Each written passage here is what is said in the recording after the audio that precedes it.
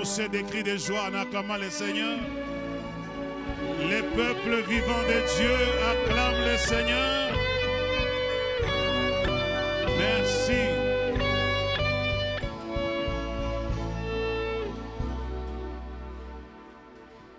Merci, gloire à l'Éternel notre Dieu. Nous vous bénissons dans le nom de Jésus-Christ. Est-ce que quelqu'un est dans la joie ce matin? La joie, nous l'avons parce que d'abord nous sommes vivants. La joie, nous avons en plus parce que nous sommes dans la maison de l'Éternel. Pour ces deux raisons-là, acclamons le Seigneur. Parce que nous sommes vivants et nous sommes dans la maison de l'Éternel, nous avons de la joie. Nous avons de la joie. Je vous salue dans le nom de Jésus-Christ. Que Dieu vous bénisse. Alors, je voudrais que nous puissions lire dans le livre de Genèse, chapitre 18. Genèse, chapitre 18. Nous allons lire à partir du verset 6 jusqu'au verset 15. Genèse 18, le verset 6 jusqu'au verset 15. Après là-bas, préparez aussi en même temps un autre texte que nous allons lire. Cette fois-ci, ça sera dans le livre de Matthieu. On commence avec Genèse. Genèse chapitre 18, le 6e verset au 15e verset. Nous lisons au nom puissant de Jésus-Christ de Nazareth. Abraham alla promptement dans sa tente vers Sarah et il dit, vite, 3 mesures de fleurs de farine, pétries et fait de gâteaux. Et Abraham courut à son troupeau, prit un veau tendre et bon, et le donna à un serviteur qui se hâta de l'apprêter. Il prit encore de la crème et du lait avec le veau qu'on avait apprêté, et il les mit devant eux. Il s'étend lui-même à leur côté, sous l'arbre, et ils mangèrent. Alors ils lui dirent, où est Sarah ta femme? Il répondit, elle est dans la tente. L'un d'entre eux dit, je reviendrai vers toi à cette même époque. Et voici Sarah aura un fils. Sarah écoutait à l'entrée de la tente qui était derrière lui. Abraham et Sarah étaient vieux, avancés en âge, et Sarah ne pouvait plus espérer avoir 2 enfants. Elle rit en elle-même en disant, maintenant que je suis vieille, aurais-je encore de désir? Mon Seigneur aussi est vieux. L'Éternel dit à Abraham, pourquoi donc Sarah a-t-elle ri en disant, est-ce que vraiment j'aurai un enfant, moi qui suis vieille? Y a-t-il rien qui soit étonnant de la part de l'Éternel? Au temps fixé, je reviendrai vers toi. À cette même époque, et Sarah aura un fils. Sarah mentit en disant, je n'ai pas ri, car elle eut peur, mais elle dit au contraire, tu as ri. Parole du Seigneur dans le nom de Jésus-Christ. Et j'ai intitulé mon message, rien n'est étonnant de la part de l'Éternel. Rien n'est étonnant de la part de l'Éternel. Le texte que nous avons lu, il est connu de beaucoup de gens. C'est un texte dans lequel on a beaucoup de leçons à tirer, et particulièrement ce matin, nous allons en tirer 3 ou 4.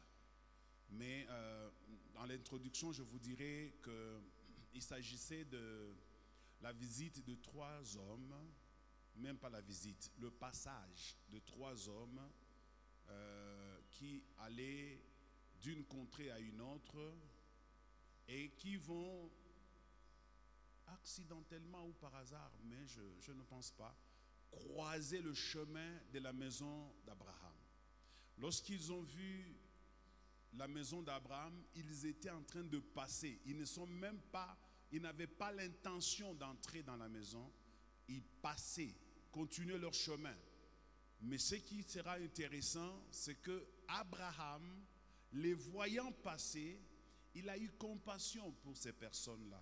Des personnes qui ne connaissaient pas. Ils ne savaient pas d'où ils venaient, ni où ils allaient. Mais il les a accueillis chez lui. Et directement, il les a suppliés de manger quelque chose. pour avoir de la force afin de continuer la route. Et rapidement, il est allé vers la maison en donnant des ordres à sa femme d'attraper quelque chose dans leur parcours, comment on appelle ça, dans leur étable, là où ils gardent les bêtes, d'attraper un animal, un chevreau, de le préparer, de mettre un peu de crème à côté, du lait, pour ces personnes qui ne connaissaient pas. Et puis, lorsque Sarah finira de préparer, vous savez tous, les mamans, le temps que la cuisson prend, le temps qu'on tue d'abord la bête, le temps qu'on la prépare, ces personnes étaient restées là en train d'attendre jusqu'à ce que Abraham aura fini. Il y a beaucoup de leçons à tirer là-dessus. C'est que je comprends que l'hospitalité est une très bonne chose. L'hospitalité est une très bonne chose. Être un homme de bon cœur, c'est une très bonne chose. Être une femme bien, c'est une très bonne chose. Quand tu as trouvé une femme bien dans ta vie, mon frère, sois très sérieux, respecte et honore cette femme-là. Ma soeur, quand tu as aussi trouvé un homme bien, respecte et honore-le. Car ce sont de plus en plus des personnes qui sont devenues rares de nos jours. Quelqu'un me donne un bon amen. Alors quand Abraham reçoit ces 3 personnes chez lui à la maison, il ne savait pas de qui il était question, comme je l'ai dit au début. Mais ils sont restés chez lui pendant, si je peux estimer, minimum, c'était 2 heures, le temps de la cuisson. Le temps de terminer et de leur présenter la nourriture. La Bible dit Abraham était debout à côté d'eux. Il ne s'est même pas assis. Il était debout à côté d'eux, regardant et se faisant plaisir de voir des inconnus manger de sa nourriture. Et quand ces personnes étaient en train de manger, vous savez, j'ai toujours dit, ils étaient tellement régalés par la cuisine de Sarah qu'ils ont fini par faire des déclarations. Vous savez, je vous ai déjà dit que les grandes réunions d'affaires se font toujours autour d'une table. Là où quelqu'un peut boire, manger quelque chose et le cœur est relaxé, je pense que la nourriture peut corrompre le cœur de quelqu'un. Quelqu'un me donne un bon amen. C'est comme ça qu'il y a même des gens ici qui connaissent que quand ils n'attaquent pas d'informations, il y a Fulani, ils m'ont invité tout quoi à Kure Bukari. Pendant qu'il sera en train de manger, maintenant je commence à lui poser des questions. Nijay Machiku, parle pas Kanis. Njoshika ça sa frère Anaz. Même s'il n'avait pas les informations, il commence à en créer. Parce qu'au Shakura Bukari il faut donner les informations. Quelqu'un me donne un bon amen. Alors faites très attention de ce que vous mangez et de chez qui vous mangez. Et pourquoi vous mangez. Quelqu'un me donne un bon amen. Tout repas et toute nourriture n'est pas faite pour être mangée. Et on ne mange pas chez n'importe qui. Tu me donnes un bon amen. Mais ces 3 personnes, puisqu'ils ont commencé à manger, ils ont commencé à dire des choses qui n'étaient pas dans leur plan. Premièrement, l'une de ces 3 personnes demande « Où est Sarah, ta femme ?» Donc, si j'étais Abraham, déjà je commence à me poser la question « Comment connais-tu le nom de ma femme ?» Et puis quand Abraham fait venir Sarah, Sarah se tient à la porte. Cet homme-là dit à Abraham, l'année prochaine à la même époque, Sarah, ta femme, portera un fils. Et quand il dit ça, la personne qui reçoit l'information, Sarah et Abraham, ont 2 attitudes différentes. Ils ont 2 attitudes différentes. Je vais parler de tout ça aujourd'hui. Ces attitudes-là, c'est très important. Quelqu'un me donne un bon amen. Tellement que Dieu a bien mangé, il commence à révéler même les secrets divins. Il commence à dire à ces 2 autres-là, cacherai-je à Abraham le projet pour lequel nous sommes descendus? Un projet qui n'est pas encore atteint, un projet qui est en cours, mais à cause de la nourriture, Dieu l'a livré. Il a commencé à raconter à Abraham, bon, là où nous allons détruire Sodome et Gomorrhe. Directement, Abraham saisit l'occasion et dit à Dieu, attends. Dans son cœur, Abraham s'est dit, l'autre habite ces contrées-là. Maintenant, il commence à vouloir vérifier pour que l'autre ne puisse pas en pâtir. Quelqu'un me donne un bon amen. Ça, ce n'est pas l'objet de ma prédication. J'ai 3 points que je vais développer aujourd'hui.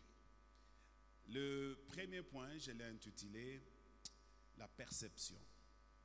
Le deuxième, je l'ai intitulé l'introspection. Et le dernier, je l'ai intitulé l'exaltation. Je répète, celui qui écrit. On va parler ce matin sur la perception, l'introspection et sur l'exaltation.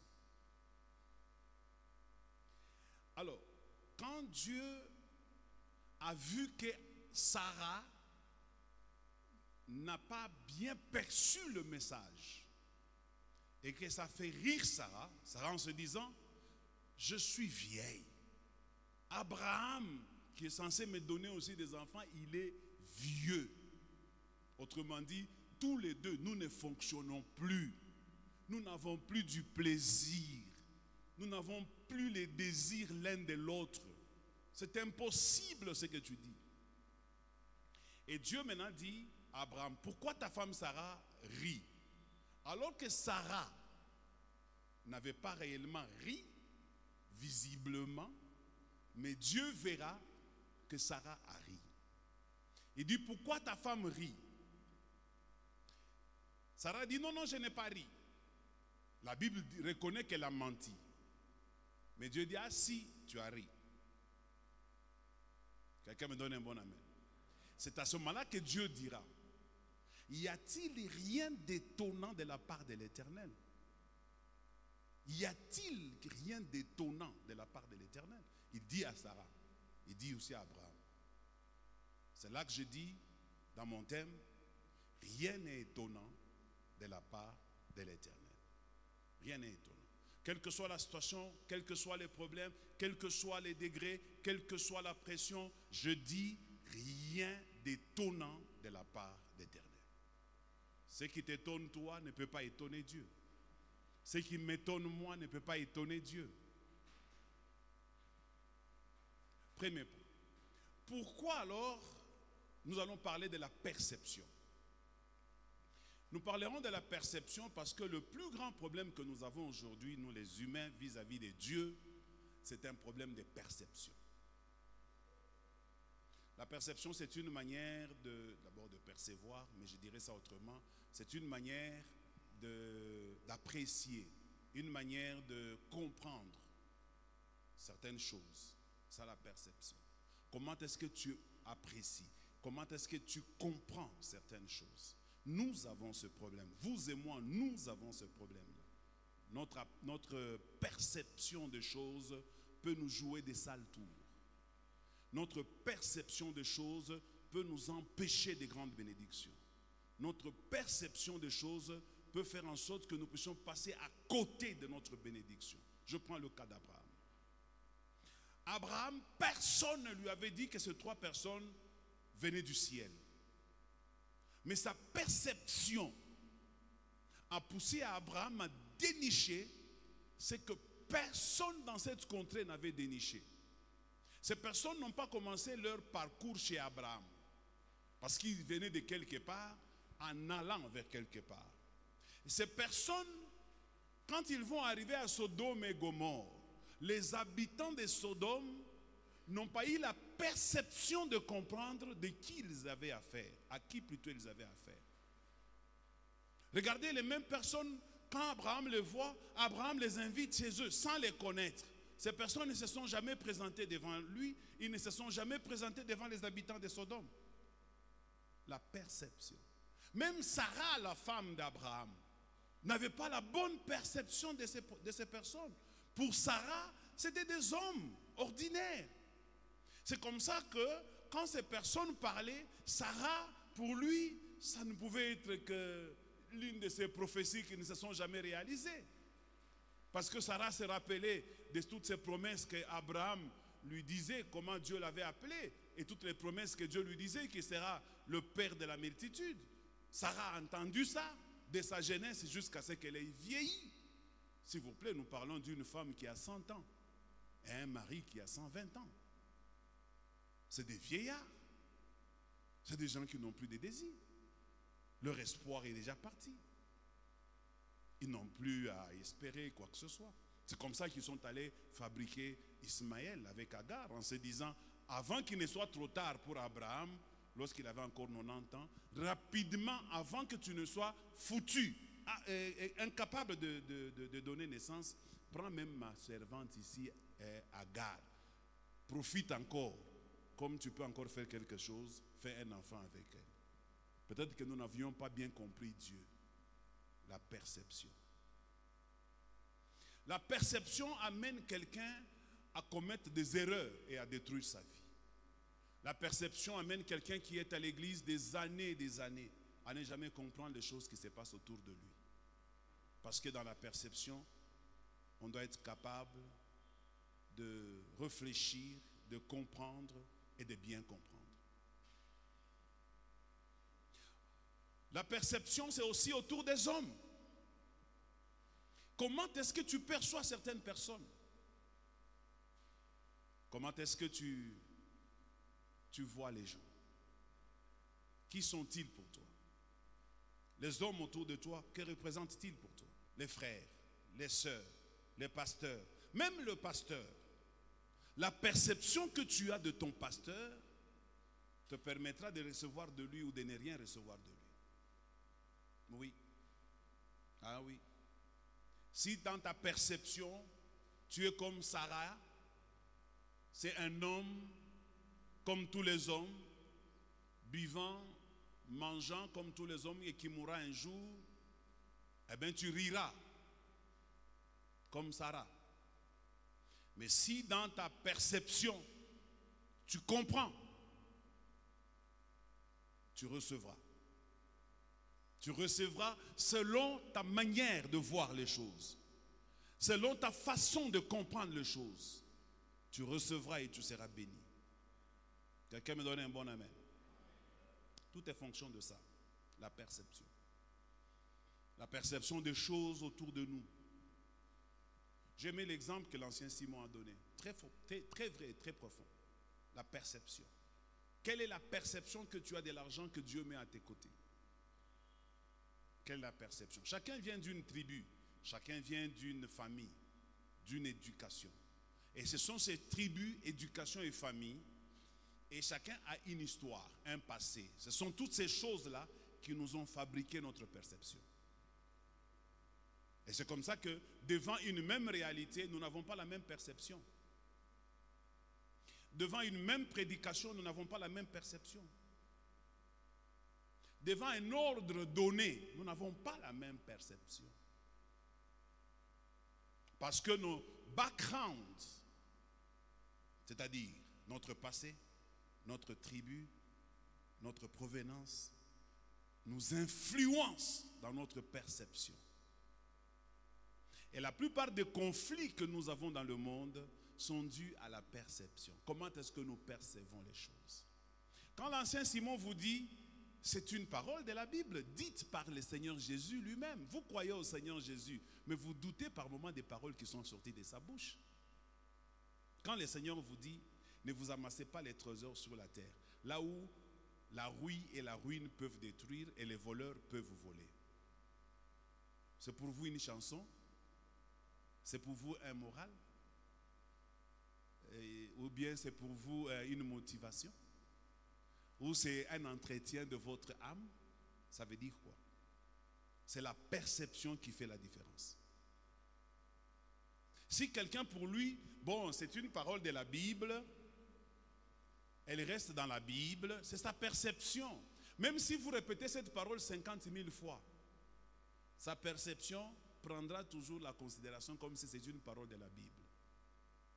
Mais à quelqu'un d'autre, cette même parole de la Bible, il en fait sa propre vie. Il croit dans ça sans hésiter. Il se donne tout entier dans ça. Je connais un couple pastoral. Ils avaient dit vrai, je ne sais pas. Mais ils avaient dit ceci. C'est un couple que vous connaissez. Je ne vais pas les citer. Ils avaient dit, nous n'avons aucun compte en banque. C'était dans une émission. Nous n'avons aucun compte en banque. Maintenant, le journaliste leur dit, mais comment ça? Comment vous n'avez pas de compte en banque? Ils ont dit, nous vivons au solde du Seigneur. Le Seigneur prend pour nous et il nous prend en charge chaque jour. C'était un couple très riche. Moi-même, je me suis dit, est-ce qu'il dit vrai? Tout dépend de la perception. La vie est une affaire de la manière dont tu vois la vie. Demain ne dépendra que de la manière dont tu vois demain. Ta réussite ne dépendra que de la manière que tu la vois. Même quand tu vas rencontrer une personne qui peut te bénir, tout dépend de la perception que tu as de cette personne-là. Et on peut aussi avoir un problème au niveau de la perception des mots. Si je dis un mot ici, nous n'avons pas tous la même compréhension du mot. Quelqu'un me donne un bon amen. J'ai dit par exemple sanctification, grâce. Le mot sanctification et le mot grâce, ce sont des mots qui me sont venus comme ça. Mais chacun de nous a une conception de ces mots, selon lui. Quand on parle de la grâce, ça veut dire ça. L'autre aussi, quand on parle de la sanctification, ça veut dire ça. Ça, c'est votre perception, je vous l'accorde. Mais malgré que vous avez votre conception, soyez sûr et certain qu'en ce moment, pendant que je parle, ce n'est pas la même perception de ton voisin. C'est pourquoi il y a des discussions philosophiques. C'est pourquoi les gens discutent sur les sujets, sur des thèmes, sur des mots. Discutent. Dans la Bible, il y a des discussions sur la résurrection. Il y a ceux qui étaient d'accord sur la résurrection, c'est un mot, la résurrection. Ceux qui sont d'accord sur la résurrection et ceux qui ne le sont pas. Les mots peuvent diviser. Les mots. Parce que chacun comprend chaque mot avec une certaine manière. La perception. Alors, je voudrais que l'Église, comprenez-moi bien. Si j'ai dit dans le thème, rien n'est étonnant de la part de l'Éternel. Ça dépend de la perception que tu as de ce que je viens de dire. Si pour toi, c'est juste une phrase qu'on a trouvée dans la Bible, que le pasteur a utilisée, mais pour quelqu'un d'autre, ça veut dire Dieu n'est dépassé par rien, Dieu maîtrise tout, Dieu peut tout régler, même mon problème qui me fait pleurer là-bas, Dieu peut le régler, et même le temps que Dieu a besoin pour régler un problème, tout ça c'est un problème de perception. Mon problème a beaucoup duré, c'est un problème de perception. Ça n'étonne pas Dieu.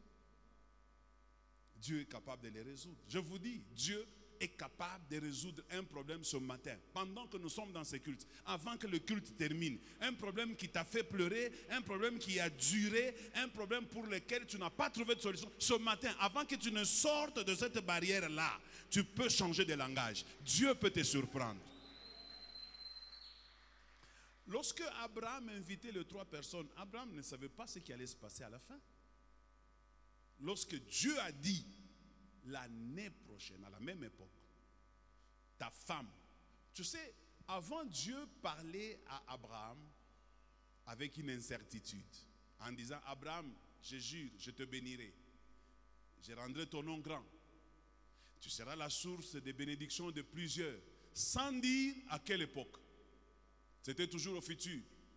Au futur, je bénirai, je multiplierai, je rendrai. Mais cette fois-ci, c'est un futur proche. Dieu lui dit l'année prochaine, à la même époque. Là, ça devient précis. Moi, je crois que Abraham a compris, sa femme n'a pas compris. Et si d'ailleurs, Dieu a exaucé, ce n'était pas par Sarah, Dieu a exaucé pour Abraham. Parce que Sarah n'a pas cru. Deuxième point que je vais développer rapidement, c'est l'introspection. Sarah va rire. Qu'est-ce que c'est que l'introspection? L'introspection, c'est une réflexion sur soi-même. Une réflexion à l'intérieur de soi-même.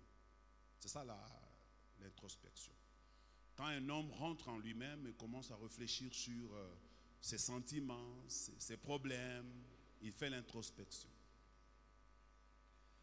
Alors, beaucoup de gens aujourd'hui, écoutez-moi, ce deuxième point est très important. S'il vous plaît. Très important. Si tu m'écoutes aujourd'hui bien, je te parie que ta vie ne restera plus la même dans le nom de Jésus-Christ. S'il te plaît, écoute-moi bien. Vous savez, l'homme tel que nous le connaissons, tel que nous le voyons, il a deux attitudes. Même moi. Même pendant que je parle, j'ai deux attitudes. Même pendant que tu m'écoutes, tu as deux attitudes. La première attitude, c'est l'attitude visible de l'homme. Il rit, il lève la main, il bouge. Ça, c'est visible, n'est-ce pas? Il y a la deuxième attitude de l'homme qui est invisible, que nous ne voyons pas, mais qui se fait simultanément avec la première. C'est-à-dire au même moment que vous voyez ce que je fais, au même moment, l'autre qui est invisible est en train d'agir aussi sans que vous le voyez. Maintenant, écoutez-moi. Entre ce qui se fait que nous voyons et ce qui se fait en nous que nous ne voyons pas, ce qui prime sur l'autre, c'est ce que nous ne voyons pas. Je vais délivrer quelqu'un ce matin. Je prends toujours d'abord le cas de Sarah. Sarah, physiquement comme ça, elle est là en train d'écouter Dieu. Elle se tient à la porte. Dieu est avec Abraham. Ils sont en train de parler. Dieu demande à Abraham, où est ta femme? Sarah s'approche. Dieu commence à donner la parole de ce qu'il va accomplir l'année prochaine. Si Dieu dit l'année prochaine à la même époque, Sarah, ta femme portera un fils, la grossesse fait combien de mois? Bon, pour que ça fasse une année, il reste combien de mois? 3 mois. C'est que du moment où ils étaient en train de parler, dans 3 mois, Sarah allait tomber enceinte. Pour que la parole de Dieu s'accomplisse l'année prochaine à la même époque. C'est que c'était un problème, c'était juste dans 3 mois que ça allait se faire. Maintenant, Sarah, là où elle était, elle a regardé tout autour d'elle. Elle a dit,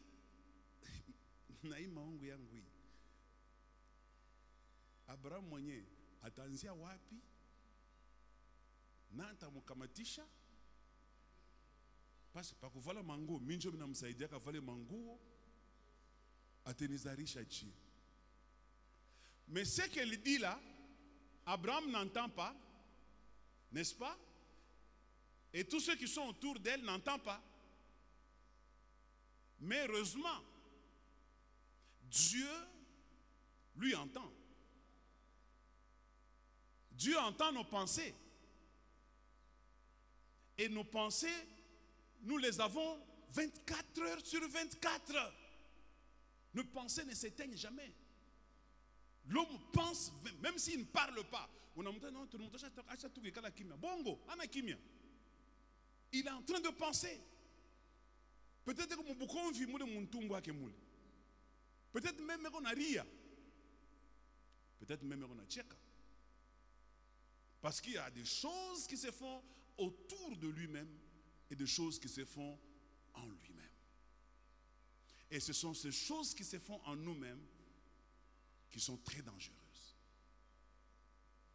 Ça, c'est très dangereux. Tu vois quelqu'un, tu lui dis que Dieu te bénisse. Pendant qu'il dit Amen, mais au fond de lui-même,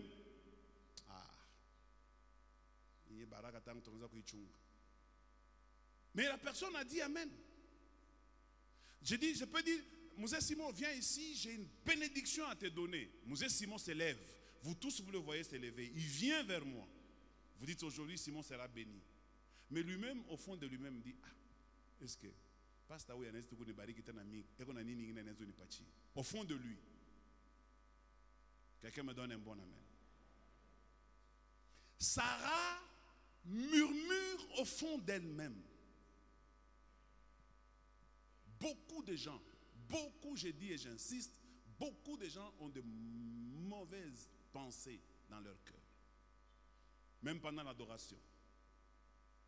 Même pendant la louange. À la maison, n'en parlons pas. À la cité, n'en parlons pas. Et ce sont ces pensées-là qui sont par moments des gros obstacles à notre bénédiction. C'est comme ça que la Bible finit par dire, l'homme est tel que sont ses pensées. Dans un autre terme, je dirais, telles sont tes pensées, tel tu es. Tu es le résultat de tes pensées et non pas de tes prières. Et non pas des déclarations qu'on libère sur toi. Et non pas de la puissance de Dieu. La puissance de Dieu ne dépend que de toi. Quelqu'un me donne un bon amen. Sarah s'est dit, mais est-ce que c'est encore possible que moi, Sarah, je puisse avoir... Palenjo Mungu, acha kushimama Mungu, lesa, wabi komo komo. Nebi yukeno. Acha kushimama. Ego nasema Mungu, ego nasema, mais we muro, devant Dieu, ou nasema, est-ce que c'est encore possible? Est-ce qu'Abraham n'a mis, tu n'hésites pas? Quelqu'un me donne un bon amen? Ça, ça veut dire Mungu, ego nasema. Ça, ça comme ennemi Josué, wabenyeni ou nasema. Mungu beona mubisha, eko paka pale. Beona mubisha. Abachunga ta ende. Les pensées de l'homme sont très dangereuses. Hein? Très dangereux. Pensez à Muntu anesgo woko ushakufana mangome yana kuvula. C'est une arme. Anesgo na kuchambula ngaka kichwa kakabongo shivile tumikulu saka nzobio. Mais muko nae. Il est ça où on a fait confiance mais hier on a connu nzobio. Gloire au Seigneur. Ah oui, nzobio ni nini? Nzobio ni kakiula.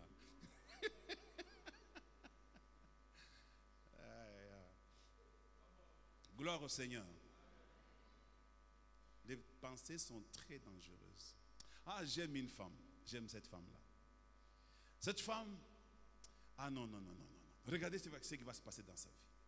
Cette femme, elle était assise un jour chez elle. Elle apprend simplement qu'il y a quelqu'un qui passait très loin de chez elle. Elle dit, je vais aller le voir. Elle sort. Cette femme, elle est malade. Pendant 12 ans, elle perdait du sang. Pendant 12 ans, elle ne pouvait pas avoir d'enfant. Pendant 12 ans, même le mari ne pouvait pas supporter de rester à côté d'une femme comme ça. Pendant 12 ans en Israël, c'était une femme impure. Tout ce qu'elle touchait devenait impur. Si elle te touche, tu deviens impur. Cette femme-là s'est dit, aujourd'hui, je vais aller. Et elle se disait en elle-même, si je puis seulement toucher le vêtement de cet homme, je serai guéri. Elle n'a jamais dit à personne ce qu'elle pensait. Elle se le disait en elle-même. Elle n'a pas ouvert de bouche.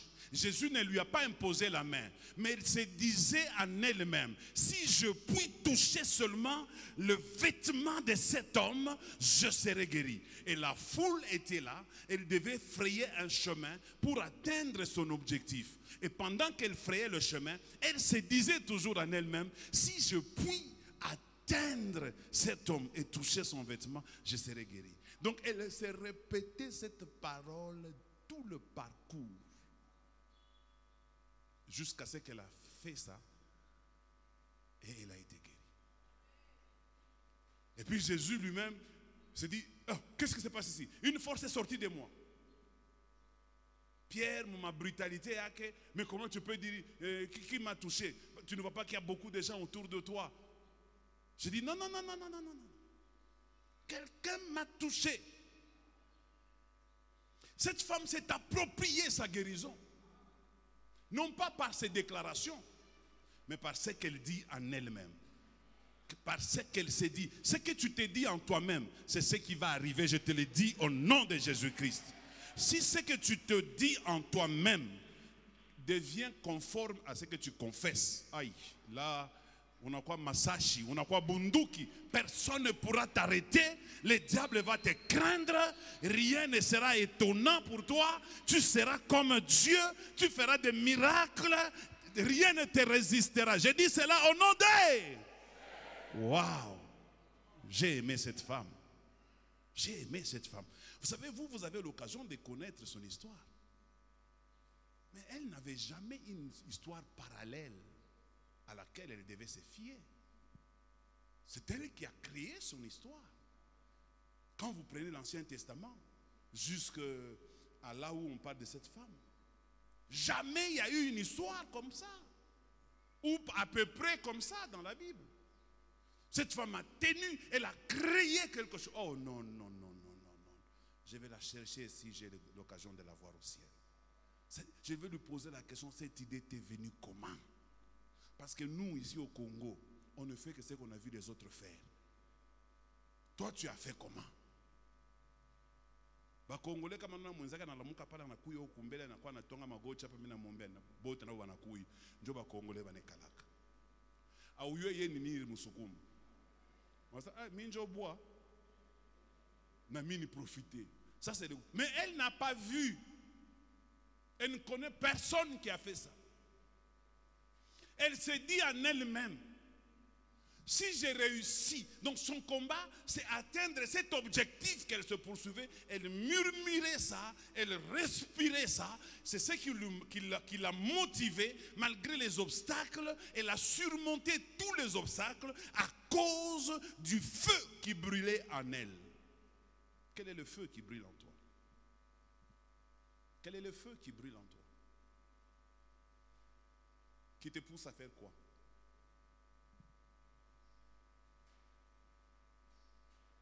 Pour terminer, je vais parler des derniers points, l'exaltation. Avant de parler de l'exaltation, je voudrais qu'on lise juste un passage pour clôturer le deuxième point. Je crois que c'est dans Marc chapitre 11. Quand 15 va nous lire. Marc chapitre 11. Tu lis à partir du verset 23 et le verset 24. Écoutez bien, et on finit le deuxième point. On va aller au troisième point. Je vous le dis en vérité. Je vous le dis en vérité. Si quelqu'un dit à cette montagne. Si quelqu'un dit à cette montagne. Ici, considère la montagne comme ton problème. Comme ton obstacle. Comme ce qu'il y a devant toi. Comme ce que tu n'arrives pas à surmonter. Ce qui te fait pleurer. Ce qui détruit ta foi. Ce qui te fait reculer. C'est ça ta montagne. Alors, répète. Si quelqu'un dit à cette montagne, ôte-toi de là. Si quelqu'un dit à cette montagne qui est ton problème, ôte-toi de là.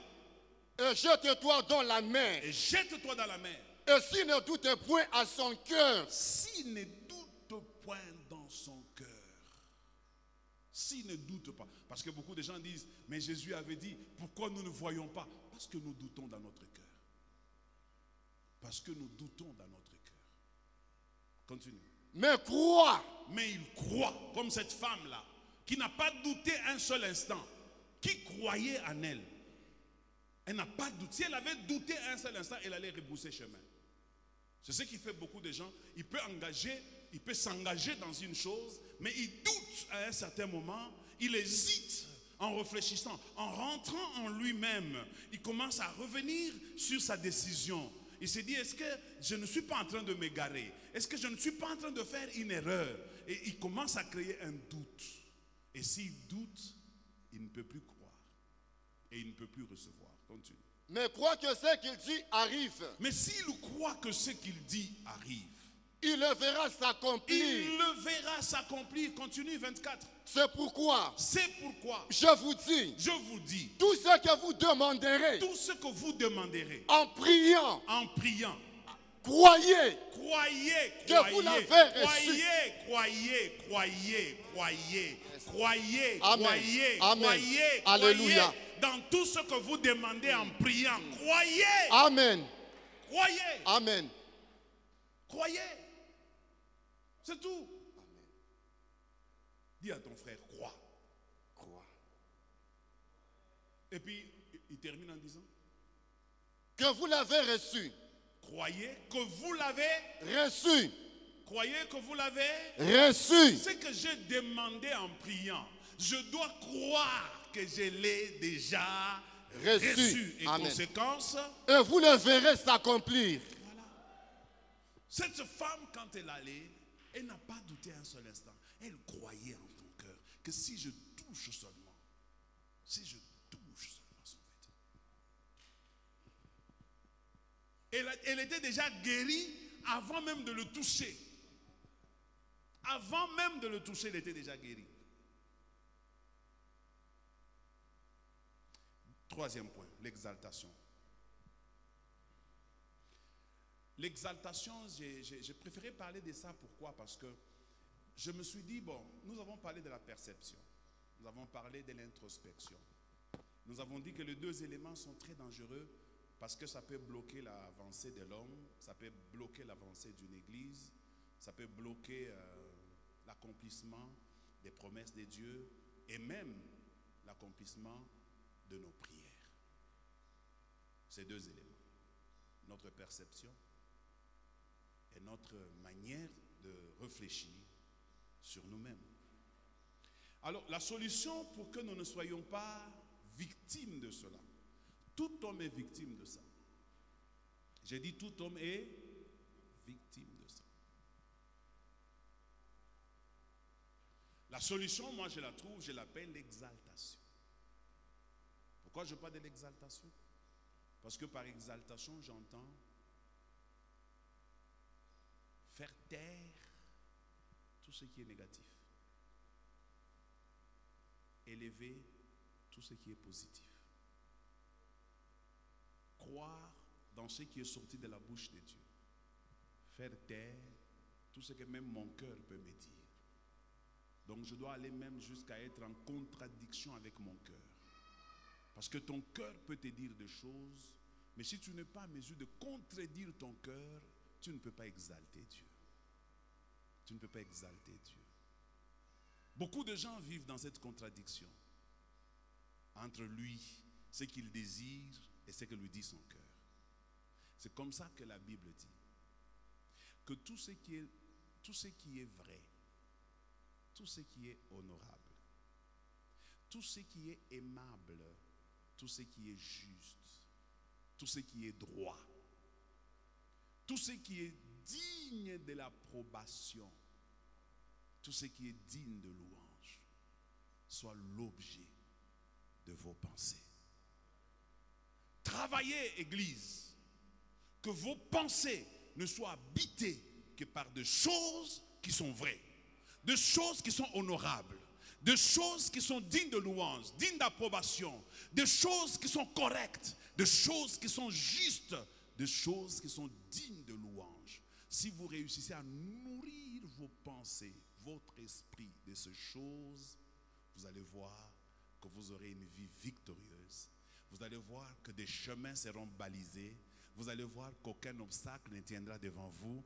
Vous allez voir que Satan aura peur de vous et le monde s'agenouillera devant vous. Parce que vous êtes un homme en qui ne se trouve aucun doute. Un homme en qui ne se trouve aucune hésitation. Il croit en Dieu. Moi, qu'est-ce que je fais? Je vous donne ma petite technique.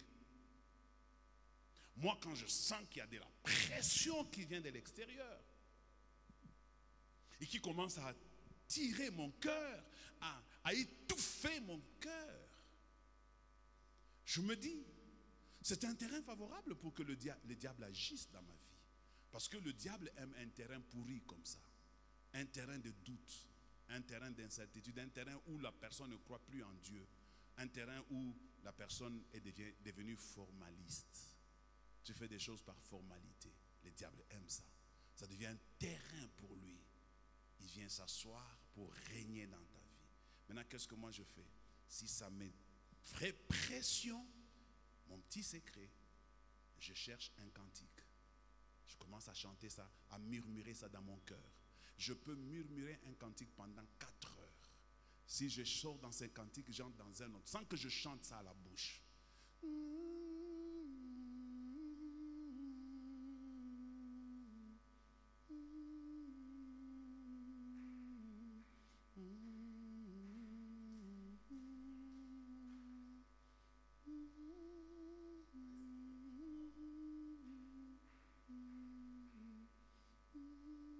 Pendant que je fais ça, je ne pense à rien. Je ne pense pas qu'à la chanson. Spirit, lead me when my trust is without borders.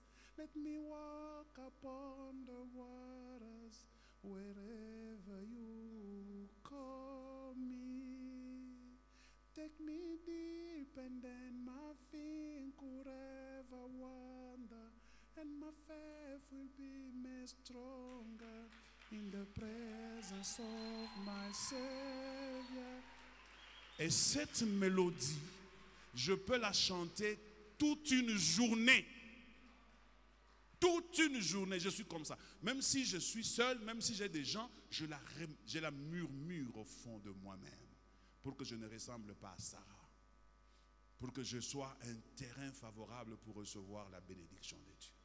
Quelqu'un me donne un bon amen et nous acclamons très fort le Seigneur. Nous nous tenons debout en même temps. Je voudrais que nous nous tenions debout en acclamant le Seigneur. Bien-aimé dans le Seigneur, le vœu de mon cœur, avant que je ne dépose ce micro, c'est que tu te mettes dans la tête. Il n'y a rien d'étonnant de la part de l'Éternel. C'est ça l'objectif que je poursuivis. Que tu sors dans cette salle ce matin avec cette parole. Que cette parole continue à retentir dans ton cœur. Comme cette chanson. Rien d'étonnant de la part de l'Éternel. Rien. Rien d'étonnant. Rien. Oublie tout ce que je dis, mais n'oublie pas qu'il n'y a rien d'étonnant de la part de l'Éternel.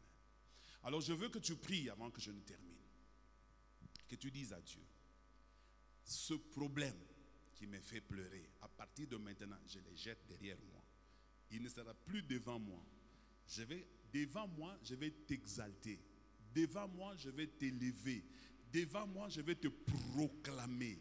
Je ne peux pas permettre que mon problème passe devant moi. Je le déplace derrière moi. Et j'exalte le Dieu créateur devant qui rien n'est étonnant. Celui qui est capable de changer les événements. Celui qui est capable de changer les circonstances. Celui qui est capable d'élever. Il peut ramasser les gens que la société a rejetés. Il peut ramasser celui qui a échoué toute sa vie. Dieu est capable de les ramasser et de le faire asseoir avec les grands de son peuple. Dieu peut te faire des rencontres que tu n'as jamais rêvées. Dieu peut t'amener à des endroits que tu n'as jamais pensé. Dieu peut t'amener à des moments où tu n'avais jamais imaginé. Ni toi, ni ton père, ni ta mère, ni aucune personne de ta famille n'avait jamais rêvé ces choses-là. C'est Dieu dont nous parlons. Il est seul capable de le faire. Laisse que ton âme commence maintenant à l'exalter. Exalte-le, exalte-le.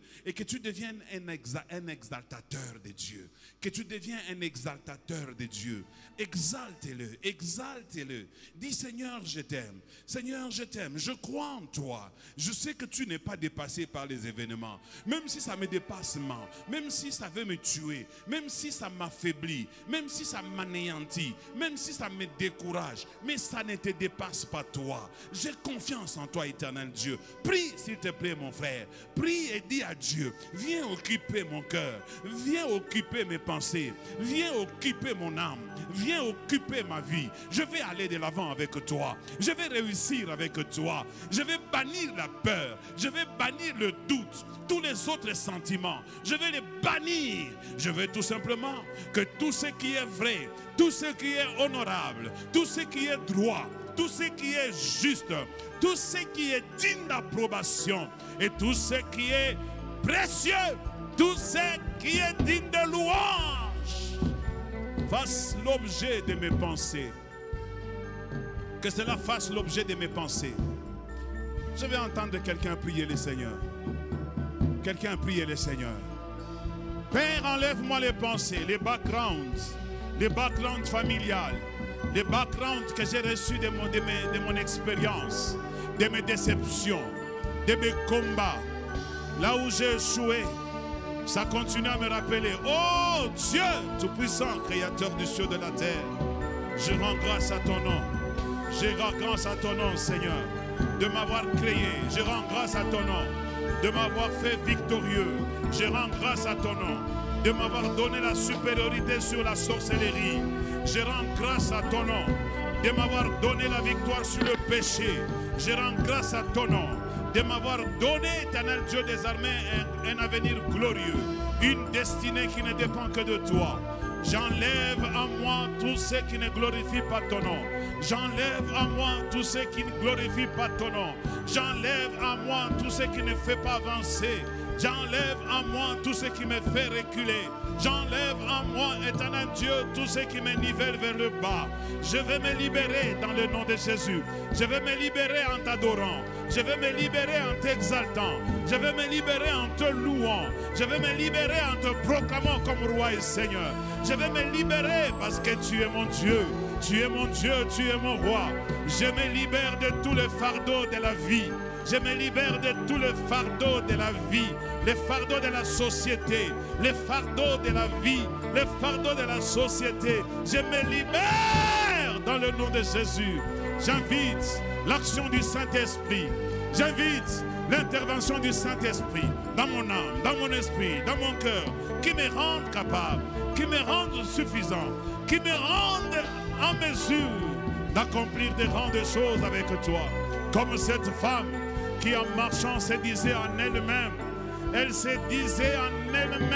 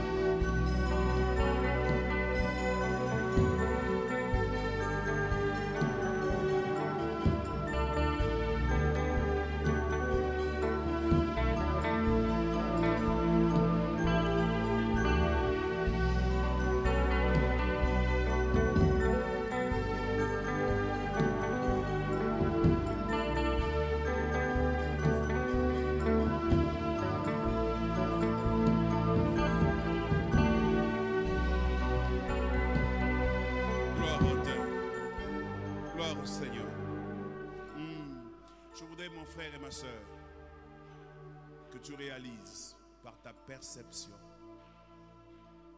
que Dieu ne t'abandonne jamais, que Dieu est avec toi tous les jours. En ce moment, il est là à côté de toi et que Dieu t'aime. Il t'aime tel que tu ne t'es jamais imaginé. Dieu t'aime beaucoup. C'est juste une question de perception.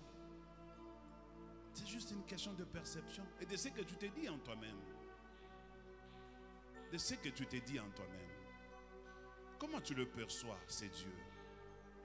Un juge? Un geôlier? Moi je te dis, il t'aime. Il t'aime. Il te connaît. Même si tu ne l'as jamais vu, il te connaît. Si tu es là ce matin, c'est parce qu'il a voulu que tu sois là. Ce n'est pas toi. Il dit, c'est moi qui crée le vouloir et le faire. Il t'aime. Est-ce que quelqu'un peut se mettre ça dans le cœur? Je suis aimé de Dieu. En dépit de tout ce qui se passe, de tout ce que ton cœur peut te dire, de ce que le monde peut te dire, Dieu t'aime. Même si les gens ne t'aiment pas, mais lui il t'aime. Même si toi-même tu ne t'aimes pas, lui il t'aime. Même si tu te reproches beaucoup de choses, mais lui il t'aime. Et il est toujours là à côté de toi. Toujours. Même quand tu pleures, il est là. Quand tu sens que tu es seul, il est là. Quand tu cries vers lui, il me dit, pourquoi tu cries? Parce que je suis juste à côté de toi. Si tu sors de cette salle avec cette conception, quelque chose a commencé dans ta vie.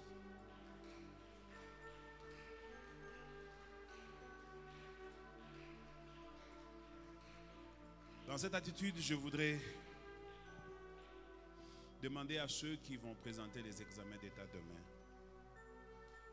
Venez rapidement, nous allons prier pour vous. On peut déjà commencer à célébrer leur réussite en acclamant le Seigneur. On célèbre leur réussite en acclamant le Seigneur. Nous vous voyons déjà diplômés, c'est pourquoi nous acclamons le Seigneur. Ce que vous allez faire ne sera qu'une formalité. Aucun homme, aucune parole ne pourra vous retenir. Vous êtes déjà bénis. Vous êtes bénis. Vous êtes bénis de toutes sortes de bénédictions. Dans les lieux célestes et sur la terre. Vous êtes bénis. Allez de l'avant. Allez à l'université. Réussissez. Vous avez quelqu'un que vous voulez représenter, venez aussi. Parce que lui aussi, il a déjà réussi. Celui pour qui vous vous tenez là devant, il a déjà réussi. Ça dépend de la perception.